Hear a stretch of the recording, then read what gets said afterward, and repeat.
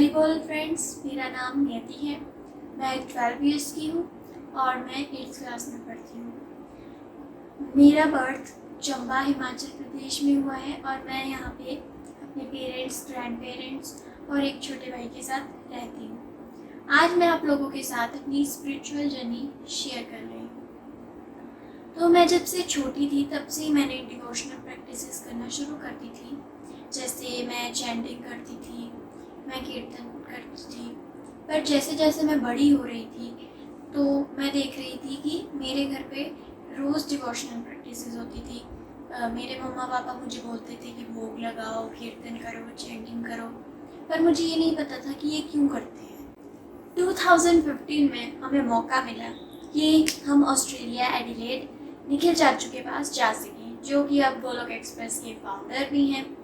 हम वहाँ पे गए और हम घूमते भी थे, पर साथ में जो हमारी डिवोशनल प्रैक्टिसेस है ना, हम वो भी करते थे। जैसे अगर हम कहीं घूमने जा रहे हों तो हम गाड़ी में बैठते थे और कीर्तन करते थे और फिर हम चैंटिंग करते थे और ऐसी ऐसी डिवोशनल प्रैक्टिसेस करते थे। तो हम वहाँ पे छोटी छोटी डिवोशनल वीडियोस भी बनाते थे। जैसे अगर मैं चैंटिंग कर रही हूँ तो ऐसी छोटी छोटी वीडियोस। फ्रेंड्स, वहीं पे हमने एक वीडियो शूट किया था जो था कि हमें चैंटिंग क्यों करनी चाहिए और चैंटिंग है क्या। उसमें मैंने और मेरे भाई ने रोल प्ले किया था और पापा हमें समझा रहे थे। तो उसके बाद से मुझे बहुत कुछ समझ आया और मैं इन सब चीज़ों को सीरियसली लेने लगी। क्योंकि पहले मैं क्या करती थी कि चैंटिंग कर लेती थी क्योंकि मम्मा पापा ने बोला कि हाँ चैंटिंग करो, तो मैं सोचती थी हाँ ठीक है चैंटिंग कर लेती हूँ। पर अब मैंने इसे सीरियसली लेना शुरू कर दिया था और अब ये सारी वीडियोस जो हैं यूट्यूब पे भी अवेलेबल हैं। इसके बाद भी मैंने अपनी डिवोशनल प्रैक्टिसेस थी वो जारी रखी।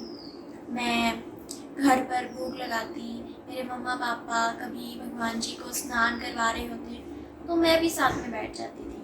एक तरह से अब मुझे इन सब चीज़ों में जो था मज़ा आने लग पड़ा था। और अगर कहीं मैं बाहर जाती नानी के पास या कहीं और, तब भी मैं अपनी डिवोशनल प्रैक्टिसेस करती थी।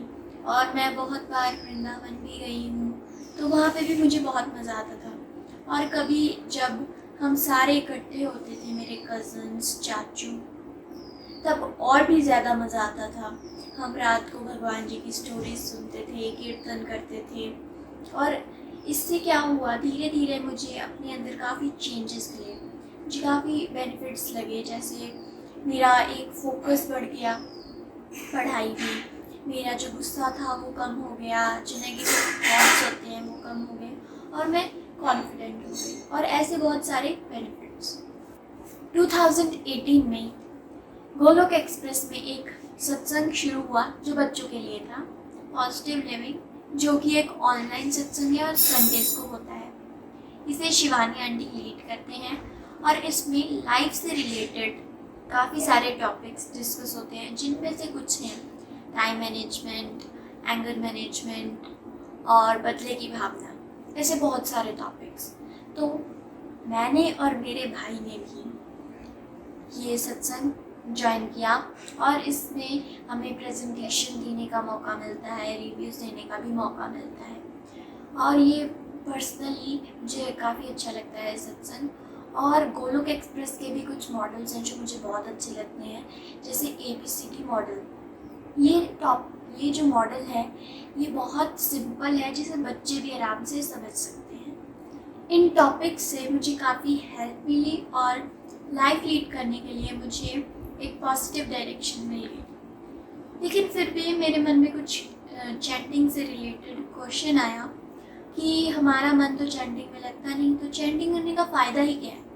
मैंने इस क्वेश्चन को अपने पेरेंट्स से डिस्कस किया, तो उन्होंने मुझे काफ़ी अच्छे से एक एग्ज़ाम्पल के थ्रू इसे एक्सप्लेन किया कि जैसे अगर मैं बैठी हुई हूँ और टीवी देख रही हूँ और साथ में खाना भी खा रही हूँ और मैं मम्मा को आवाज़ लगाती हूँ कि मुझे रोटी देना, तो मुझे रोटी तो मिल जाती है। क्यों मिलती है? क्योंकि मम्मा का ध्यान मेरे ऊपर था कि ये रोटी मांगेगी तब मैं देती हूँ इसे। वैसे ही अगर हम चैंटिंग कर रहे हैं और हमारा जो ध्यान है वो अपने कामों में है, फिर भी जो भगवान जी हैं वो हमारी बात सुन लेते हैं, क्योंकि उनका ध्यान हमारे ऊपर ही होता है। तो इससे मेरे डाउट्स भी क्लियर हो गए। फ्रेंड्स, जैसे जैसे मैं बड़ी होती जा रही हूँ वैसे वैसे मेरे क्वेश्चंस भी बढ़ते जा रहे हैं। कुछ क्वेश्चंस तो मैं डिस्कस कर लेती थी, पर कुछ क्वेश्चन मैं नहीं करती थी। तो मैंने अपने घर पे ही सुना था कि भागवत गीता में हमारे सारे क्वेश्चंस के आंसर लिखे हुए हैं।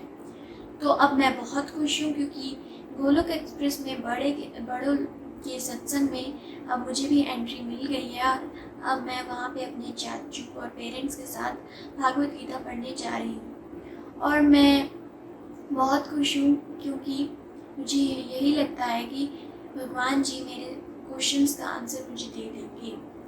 लास्ट में मैं फ्रेंड्स सबका थैंक्स करना चाहती हूँ। मैं भगवान जी का थैंक्स करना चाहती हूँ, पेरेंट्स का, ग्रैंड पेरेंट्स का, चाचू चाची, कजन्स, फ्रेंड्स, सबका थैंक्स करना चाहती हूँ। और मैं अपनी मेंटर शिवानी आंटी का भी थैंक्स करना चाहती हूँ। इन सभी की वजह से ही मैं डिवोशन में आगे बढ़ पा रही हूँ और एक पॉजिटिव लाइफ लीड कर पा रही हूँ।